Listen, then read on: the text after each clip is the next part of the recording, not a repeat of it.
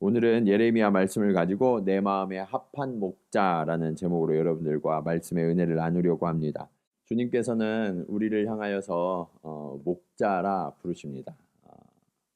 주님이 우리의 목자가 되어주셨지만 주님의 뒤따르는 모든 사람들은 사실은 영혼을 책임지는 목자가 되어야 한다라고 말씀하고 계세요.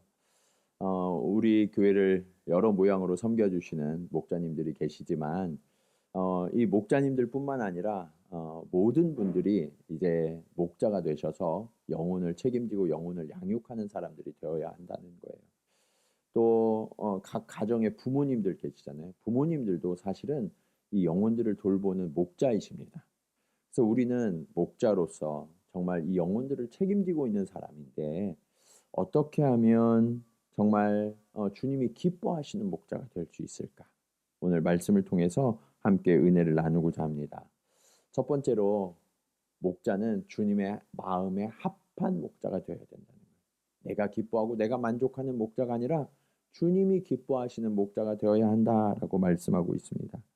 사실 요즘 뉴스나 이런 세상의 소식들을 듣다 보면 우리가 사는 세상이 점점 더 혼탁해지고 부패해지고 타락해가는 것처럼 보여요. 그런 것들을 바라보다 보면 과연 우리 인류에게 희망이 있을까라는 그런 부정적인 생각이 들 때도 있어요. 그런데 하나님께서는 그런 부패하고 타락한 우리 인간들을 여전히 사랑하신다고 말씀하십니다. 그리고 그들이 회개하고 돌아오기를 기다리고 계세요. 그렇다면 하나님은 왜 여전히 이런 타락하고 부패한 우리들을 사랑하고 계실까요? 왜 우리가 주님께로 돌아오기를 원하시는 걸까요? 오늘 14절 말씀을 다시 한번 보시면 이렇게 말씀하고 있습니다. 여호와의 말씀이니라 배역한 자식들아 돌아오라. 나는 너희 남편임이라. 내가 너희를 성읍에서 하나와 족속 중에서 둘을 택하여 너희를 시온으로 데려오겠고. 여기에 보시면 여전히 우리는 배역한 자식들이라는 거예요. 그런데 그런 우리들을 향해서 하나님의 자녀요 하나님의 신부라고 불러주고 계세요. 우리는 배역하고 하나님을 떠났지만 하나님은 여전히 우리를 신부로 우리를 자녀로 택하셨고 부르시고 기다리고 계신다는 거예요. 이게 무슨 얘기냐면 저와 여러분의 존재 자체를 하나님 기뻐하신다. 우리는 내가 하나님 앞에 무언가를 해서 그게 하나님이 좀 보시기에 좋으면 하나님 앞에 갈 자격이 있는 줄로 착각하지만 그게 아니라 우리가 여전히 배역해서 하나님으로부터 완전히 떠나 있는 그런 상태임에도 불구하고 하나님은 우리의 존재 자체를 사랑하는 자녀라고 사랑하는 신부라고 불러주고 계신다는 거예요. 이것이 우리들과 하나님의 차이예요. 우리는 하나님을 사랑한다고 말하고 하나님을 믿는다고 말하지만 하나님이 어떤 분이신지에는 사실 관심이 별로 없어요. 오히려 하나님이 나에게 무엇을 해주실 수 있을까? 하나님이 나에게 어떤 것을 주실 수 있을까에 더 많은 관심을 갖고 계시죠. 그래서 이것을 바로 잡아야 하나님께로 돌아올 수 있는데 이렇게 우리의 배역한 영혼을 바로잡고 하나님께로 인도하도록 택하여 부르신 사람이 있다는 거예요. 그게 누구냐? 15절 말씀입니다. 15절 말씀 보시면 내가 또 내 마음에 합한 목자들을 너희에게 주리니 그들이 지식과 명철로 너희를 양육하리라. 하나님은요, 하나님의 마음에 합한, 하나님의 마음에 꼭 맞는 사람들을 목자로 세우셨다는 거예요. 우리 목자님들 기억하세요. 여러분들은 제가 임명한 게 아니에요.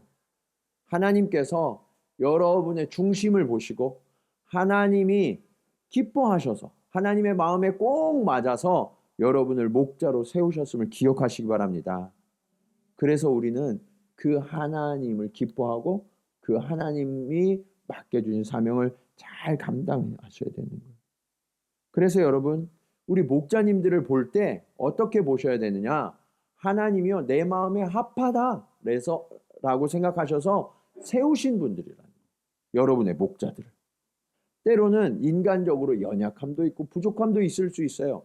그러나 하나님은요 그런 것들이 중요한 게 아니라 내 마음에 이들이 합해서 세우셨다는 거예요. 그것만으로도 우리는 목자님들을 존중하고 사랑하고 격려해야 되는 거예요. 네. 우리 목장원분들도 아멘이십니까? 네. 이것을 잘 하셔야 돼요. 내가 목장원일 때 목자님들을 잘 격려하고 잘 도와야 나중에 내가 목자 됐을 때 좋은 목장원들을 만나요. 네. 그래서 여러분들이 먼저 좋은 목장원이 되어주세요.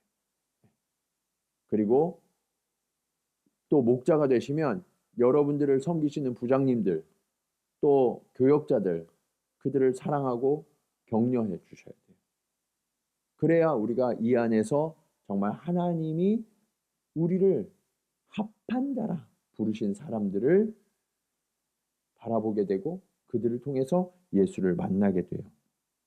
하나님은 결코 직분자를 그냥 세우지 않으세요.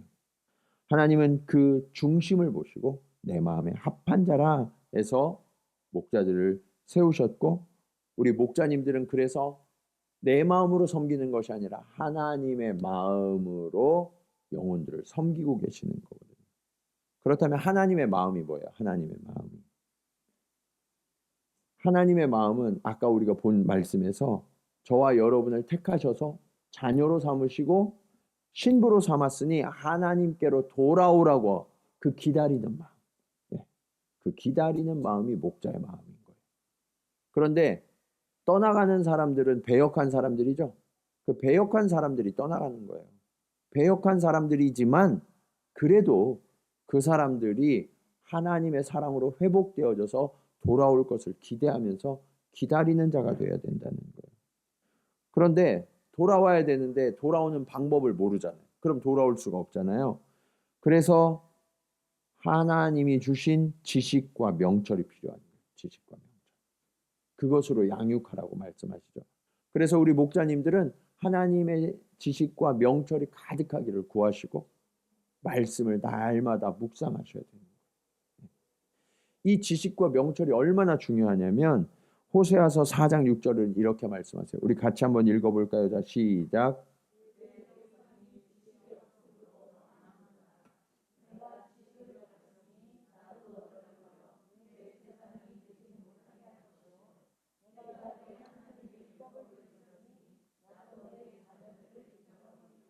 아멘. 여러분, 뭐가 없어서 망해요? 지식이 없어서 망한다. 지식이 없어서. 다른 것 때문에 망하는 게 아니에요. 여호와를 아는 지식이 없어서 여호와를 떠났기 때문에 망하는 거예요. 여러분이 뭐 주식 투자에 실패해서 사업이 망해서 그래서 망하는 게 아니라 여호와를 아는 지식이 없어서 망한다는 거예요.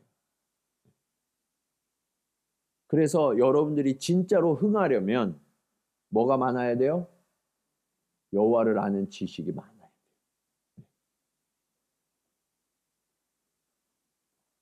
그런데 그 여호와를 아는 지식은 그냥 머릿속으로 아는 지식이 아니에요. 여러분의 삶 가운데 정말 하나님이 살아서 내 옆에 계시고 나를 돕고 계시고 일하고 계시는구나 하는 것을 생생하게 아는 지식이 필요하다는 거예요. 경험으로 아는 지식. 그래서 여러분들이 목자님들과 목장교회에서 모이시는 거예요. 목장교회에 모이면 세상의 이야기들을 나누는 게 아니라 내 삶 속에 주님이 실로 살아계셨다고. 내 삶 속에 주의 말씀이 이렇게 역사하고 계시는 것을 서로 나누고 보여주고, 그래서 당신의 삶 속에 하나님이 그렇게 살아계세요? 그러면 그 하나님이 살아계시니까 내 삶에도 그 하나님이 찾아오셔서 나를 위해 일하시겠군요. 그것을 서로 보여주고 권면하고 하는 공동체가 목장교회라는 거예요. 신앙생활 정말 우리가 오래 하지만 여기 앉아서 여러분들이 이렇게 예배드리는 건 머릿속으로만 배우는 지식이에요. 내 삶을 열어서 서로에게 보여주고 그것으로 증명하는 공동체가 필요해요. 그것이 바로 목장교회. 소그룹이 서로 신뢰하는 그런 관계 속에서 내 삶을 열어서 정말 내가 실패하기도 하고 넘어지기도 했는데 그 실패하고 넘어졌더니 하나님이 찾아오셔서 나를 일으키셨고 나를 이렇게 회복시키셨다는, 그런 고백들이 나누어지는 공동체. 그러면 이제 하나님이 머릿속으로만 경험한 하나님이 아니라 아, 그렇구나. 하나님이 실로 살아계시고 이 말씀이 내 삶을 움직이는 거구나 하는 것을 깨닫고 함께 자라가는 거죠. 그래야 하나님의 자녀가 되는 거예요. 그래야 하나님의 신부가 되는 거예요. 이것을 가르쳐 주시는 분들이 목자님이신 거예요. 간절히 바라기는 우리 사랑하는 목자님들이 정말 세상에 다른 것이 아니라 주님의 지식과 명철로 사람들을 일으키는 하나님의 마음에 합한 목자들이 되시기를 주님의 이름으로 간절히 축원합니다. 이것이 오늘 말씀의 두 번째 교훈으로 이어져요. 목자는 어떤 사람이냐? 그리스도의 편지가 되어요. 그리스도의 편지. 하나님은 오늘 우리가 말씀을 형식적으로 대하는 것을 기뻐하지 않으세요. 16절 말씀 보실까요? 여호와의 말씀이니라 너희가 이 땅에서 번성하여 많아질 때에는 사람들이 여호와의 언약궤를 다시는 말하지 아니할 것이요 생각하지 아니할 것이요 기억하지 아니할 것이요 찾지 아니할 것이요 다시는 만들지 아니할 것이며. 여러분, 구약에서 이스라엘 백성들의 신앙의 중심은 언약궤예요. 언약궤. 그런데 하나님은 뭐라고 말씀하셨어요? 너희들이 번성하여 많아지면, 그러니까 회복되어지면 그 회복된 이스라엘에는 언약궤가 없다라고 말씀하세요. 기억하지도 말고 다시 만들지도 말아라. 찾지도 말아라 라고 말씀하세요. 사실 이스라엘의 실제 역사를 보면 포로에서 돌아온 이후에 이스라엘 백성들은 언약궤가 없었어요. 왜냐하면 바벨론이 침공했을 때 그 언약궤가 어디로 갔는지 분실되었거든요. 그리고 다시는 찾지 못했어요. 하나님은 이 언약궤를 다시는 찾지도 말고 구하지도 말고 만들지도 말라라고 말씀하세요. 언약궤는 하나님의 임재의 상징이잖아요. 하나님이 이스라엘 백성의 하나님 되시고 우리와 함께 하신다는 상징이었어요. 그래서 그들은 전쟁터에 갈 때도 언약궤를 가장 앞세웠어요. 하나님이 우리와 함께 하셔서 우리가 승리할 것이다. 그것을 믿었거든요. 근데 이것이 점점 형식적으로 되어가는 거예요. 그래서 세상에서 살아갈 때는 하나님이 없는 것처럼 살아요. 근데 전쟁이 터지고 문제가 생기면 그때 언약궤를 갖다 놓고 나는 여기서 막 엉뚱한 짓 하면서 아, 하나님이 오셨으니까 하나님이 우리를 승리하게 해주시겠지. 하나님이 그런 어리석은 일들을 반복하는 이스라엘을 징계하셨죠. 그래서 어떻게 됐어요? 이스라엘과 유다는 완전히 패하여 망하게 됐어요. 언약궤가 있었는데 패하여 망하게 됐어요. 그리고 아예 언약궤를 치워버리신 거예요. 다시는 언약궤를 기억하지도 말고 만들지도 말라라고 말씀하셨어요. 이것이 가지는 의미가 뭐냐면 우리의 신앙이 형식적이 되면 그냥 절기를 지켜서 우리가 주일날 이렇게 와서 예배드리는 이런 것들이 형식적으로 된다면 하나님이 거기에는 함께 하시지 않겠다는 거예요. 우리의 중심에 하나님이 거하고 계시는가? 우리가 정말 하나님의 뜻을 제대로 분별하고 믿고 있는가를 하나님이 찾고 계시는 거죠. 그래서 신약에서는 이렇게 말씀하세요. 고린도후서 3장 3절 말씀입니다. 같이 한번 읽어볼까요? 자, 시작.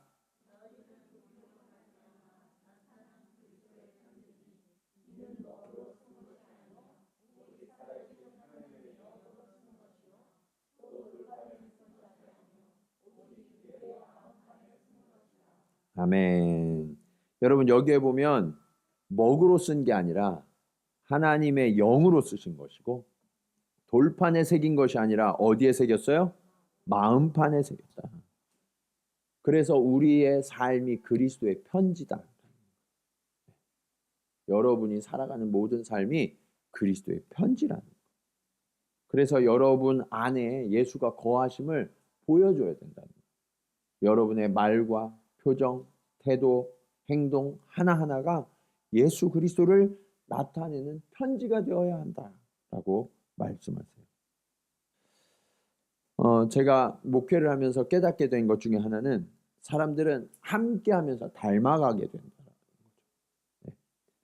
여러분, 자녀는 누구를 닮았어요? 부모를 닮았죠. 정말 깜짝 놀랄 정도로 닮잖아요. 그렇죠? 네. 모습도 닮지만 성격도 닮고 행동 하나하나가 닮아 있어요. 그런데 우리가 육체적으로는 부모를 닮지만 영적으로는 누구를 닮을까요? 영적으로. 영적으로도 뭐 부모도 당연히 그 대상이겠죠. 그런데 나에게 영적인 영향력을 미치는 분들, 그분들이 나의 영적인 부모가 되는 거예요. 그래서 내가 영적으로 그분들을 닮아가게 되는데 우리 교회에서는 이 목자님들이 그 역할을 하는 거예요. 목자님. 제가 이렇게 어렸을 때 생각해 봤어요. 어렸을 때를 한번 생각해 보니까 나를 양육해 주셨던 분들 누굴까?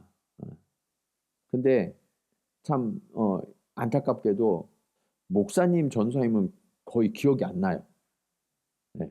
목사님, 전사님 거의 기억 안 나고 목자님들, 선생님들이 그렇게 기억나더라고요. 교회에서 나를 사랑으로 이렇게 보듬어주고 아까 재아가 저의 친구가 되어주셔서 감사합니다. 이렇게 네. 나와 함께 마음을 나눠주고 이렇게 했던 그런 분들이 기억이 남더라고요. 왜요? 그분들이 그리스도의 편지가 되셨기 때문에. 여러분, 우리도 시간이 지나면 어떻게 되냐면 목자님들을 닮아가게 돼요. 네. 여러분들은 그것을 잘 느끼지 못할지 모르지만 제가 이렇게 보면 목장마다 특성이 있거든요. 목장마다 특성이 있고 그 특성이 목자님을 그대로 닮아요. 그래서 지금도 이렇게 보면 항상 헌신적으로 희생하셨던 그 목자님을 닮아서 다음에 목자님들이 세워졌을 때 그 목자님들이 그대로 하시더라고요. 나도 모르는 사이에 체득이 된 거예요. 체득. 신앙생활은 지식으로 배우는 게 아니에요. 체득되는 거지. 보고 배우는 거예요. 그래서 내 삶을 열어서 오픈하지 않으면 서로 영향력을 주고받을 수 없어요. 20년, 30년 신앙생활 해도요. 그냥 주일만 교회 와서 신앙생활하면 영향을 서로 주고받지 못해요. 그런데 내 삶을 아주 깊이 있게 열어서 서로 교제하면서 성도의 교통이 일어나면 그 안에서 우리의 성숙과 변화가 일어나게 됩니다. 그래서 우리 목자님들이 그리스도의 편지가 되시면 그것을 보고 자라나는 목장원들도 똑같이 그리스도의 편지를 계속해서 이어서 써내려가는 거예요. 그렇게 예수 그리스도가 세상에 쓰시는 편지는 멈춰지지 않는 거예요. 삶으로 쓰는 편지. 사랑하는 여러분, 주님을 아는 지식과 명철은 먹으로 쓰는 게 아니라 삶으로 쓰는 이야기입니다. 오늘 목자님들과 또 우리 함께하는 목장원들 한 분 한 분이 그리스도의 편지가 되어서 세상 가운데 그 주님의 이야기를 전하시기를 주님의 이름으로 간절히 축원합니다. 자, 우리가 그렇게 그리스도의 편지가 되어야 하는 이유가 뭘까요? 그렇다면 그것이 오늘 말씀의 마지막 교훈이에요. 목자는 하나님의 나라로 사람들을 인도하는 사명자이기 때문에 그래요. 궁극적인 목표가 뭐냐? 사람들을 하나님께로 인도하는 거예요. 하나님께로. 우리가 서로에게 지혜와 명철을 나타내고 그것으로 가르치고 그리스도의 편지가 되고 이 모든 것을 해야 되는 이유, 그것은 사람들로 하여금 하나님을 깨닫고 하나님의 나라로 들어가도록 인도하는 과정이라는 거죠. 17절 말씀 보실까요? 17절 말씀 보시면 그때 예루살렘이 그들에게 여호와의 보좌라 일컬음이 되며 모든 백성이 그리로 모이리니 곧 여호와의 이름으로 말미암아 예루살렘에 모이고 다시는 그들의 악한 마음에 완악한 대로 그들이 행하지 아니할 것이며. 여러분, 예루살렘이 그들에게 뭐가 돼요? 여호와의 보좌가 된다라는 거예요. 보좌는 누가 앉는 자리예요? 왕이 앉는 자리죠. 그래, 하나님이 우리의 왕이시라는 거예요. 그러면 우리는 하나님의 다스리심을 받는 거죠. 나의 원함과 나의 뜻대로 이전에 살았다면 하나님의 나라로 우리가 인도함을 받아서 그 여호와의 보좌 앞으로 나아간다는 얘기는 뭐냐면 이제는 내가 원하는 대로 내 뜻대로 살지 않고 하나님의 뜻대로 살아가겠습니다 라는 것을 결단하는 거예요. 그래야 우리가 하나님의 백성 되는 거거든요. 하나님의 백성인데 하나님의 뜻을 거역하면 어떻게 되는 거예요? 하나님의 백성이 아닌 거죠. 하나님의 뜻을 따라야 돼요. 그래서 그 하나님의 말씀을 우리가 나를 향하신 하나님의 뜻으로 알고 순종하고 충성하는 거죠. 아, 이 말씀은 나한테 너무 부담되는데 이것은 다음에 해야 되겠다 이러는 게 아니라 말씀이 들려지면 그 말씀을 그 즉시 아멘 하고 순종하는 자가 되어야 된다는 거예요. 그런데 사람들이요 순종이 잘 돼요 안 돼요? 솔직히 우리가 잘 안 돼요.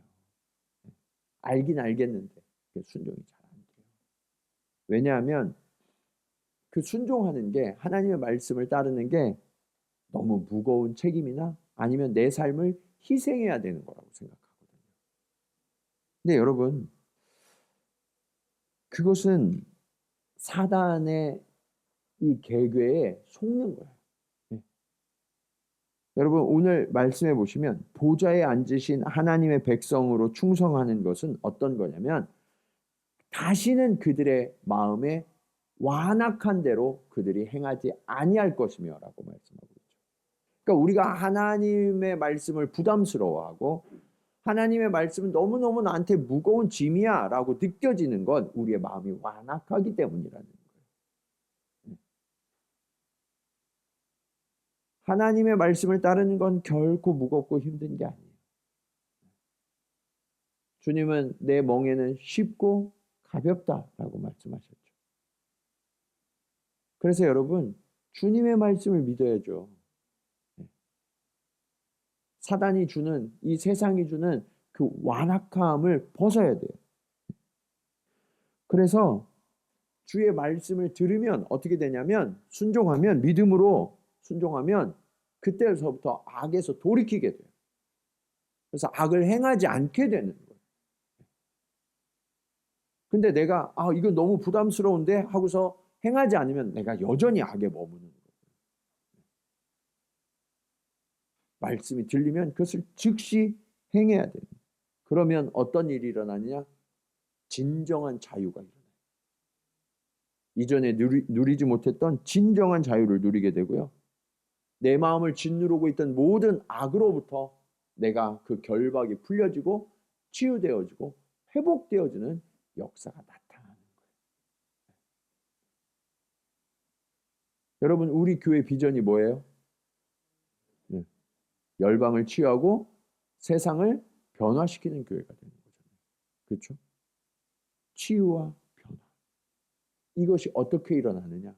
말씀을 살아갈 때 치유되어지고 변화가 일어나요. 알긴 알겠는데 내가 그 살아갈 수는 없을 것 같아요. 그렇기 때문에 치유되지 않는 거예요. 변화되지 않는 거예요. 그래서 우리는 더 적극적으로 목장교회에 모여야 돼요. 사실 제가 여러분들에게 이렇게 선포하면 하나의 장벽이 있어요. 저와 여러분의 장벽. 어떤 거냐면 목사님이니까 그렇게 해야죠. 평소에는 다 만민 제사장이래. 목사님이나 나나 똑같이 다 해야 된대. 그런데 이럴 때는 목사님이니까 그렇게 말씀하시고 목사님이니까 그렇게 해야죠. 나는 평신도를 못해. 이런 갭이 좀 있어요. 심리적 장벽이죠. 잘못된 거예요. 여러분이 똑같이 하실 수 있어야죠. 그런데 여러분이 목장교회에서 모이면 어떻게 돼요? 평신도가 서로 모이는 거잖아요. 그렇죠? 평신도 분이 이것을 한단 말이에요. 그러면 그때부터 달라져요. 우리 학생들을 보고서 제가 깜짝 놀랐어요. 우리 학생들이 웬만해서 이렇게 자기의 이런 의사를 잘 나타내지도 않고 뭐 열심을 잘 안 내거든요. 그런데 어떤 친구가 갑자기 암송을 열심히 하니까 도전을 받는 거예요. 우리 학생들이. 제가 해? 제 못할 줄 알았는데 나도 좀 해야 되지 않나? 이런 도전을 받더라고요. 그런 거예요. 그런 거. 네.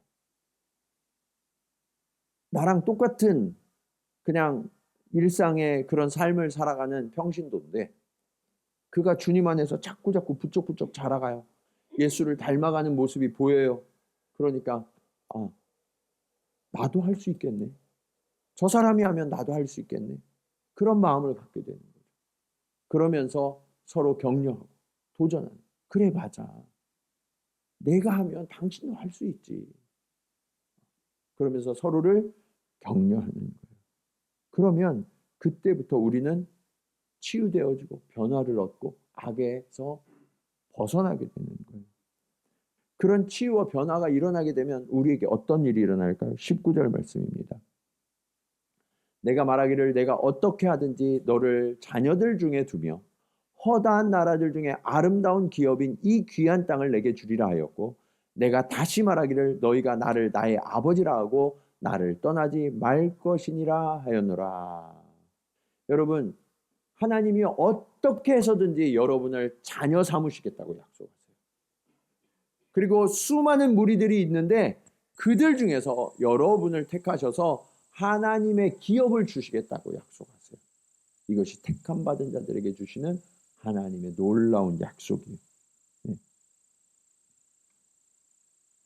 저와 여러분이요, 주님 안에서 주님을 신뢰하고 주님을 따르고 지혜와 명철을 입으며 서로의 삶을 권면하면서 그리스도의 편지가 되어서 생생하게 주님을 나타낼 때 우리에게도 하나님의 자녀 삼으시는 그 놀라운 은혜가 있고요. 저와 여러분의 삶이 하나님의 기업으로 변화되어지는 그런 은혜가 나타난다고 말씀하고 계세요. 여러분의 삶의 자리가 하나님이 역사하시는 자리가 될 줄로 믿습니다. 네. 말씀이 살아 역사할 때. 서로가 삶을 권면할 때. 내가 그리스도의 편지로 살아갈 때. 그때 우리의 삶은 그렇게 하나님이 역사하시는 생생한 현장이 될 거고요. 그럴 때 우리의 영혼은 완전히 달라지게 돼요. 뜨뜻미지근했던 그런 신앙이 아니라 정말 주님을 만나는 그 기쁨과 그 은혜가 내 안에서 샘솟아서 그 주님을 나타내지 아니하고는 견딜 수 없는 그런 기쁨이 저와 여러분 안에 우리 목자님들 가운데 가득하게 되시기를 주님의 이름으로 간절히 축원합니다. 우리 시간